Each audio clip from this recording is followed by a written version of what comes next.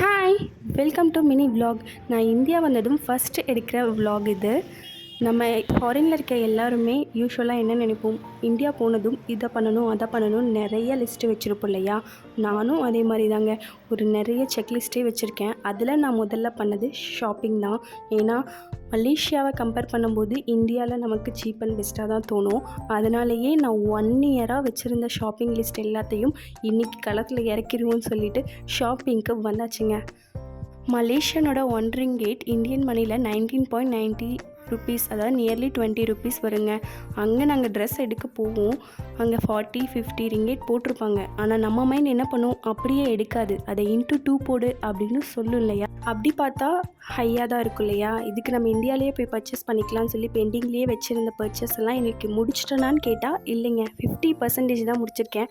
பாவம், இதுக்காக பே பண்ண என்னோடய ஹஸ்பண்ட் நிலைமையை பார்த்தா தான் எனக்கு கஷ்டமாக இருக்குது. இருந்தாலும் நம்ம ஷாப்பிங் பண்ணுறதை விட முடியாது இல்லையா. அப்படியே ஷாப்பிங் பண்ணிவிட்டு நெக்ஸ்ட்டு ஸ்பாட்டுக்கு வந்தாச்சு. நெக்ஸ்ட்டு 1 வீக் ஃபங்க்ஷன் மோடு தான். அதுக்காக நம்மளை பட்டி டிங்கரிங் பண்ணாமல் இருந்தால் எப்படி. அதுக்காக செல்ஃப் க்ரூமிங்கும் பண்ணிவிட்டு கொஞ்சம் ஸ்லிப்பர்ஸ் வாங்க வேண்டியிருந்தது. அந்த ஷாப்பிங்கையும் முடிச்சுட்டு இன்னையோட டேவை ஹாப்பியாக முடிச்சாச்சுங்க. இதே மாதிரி இன்னொரு விலாகில் பார்க்கலாம். பாய்.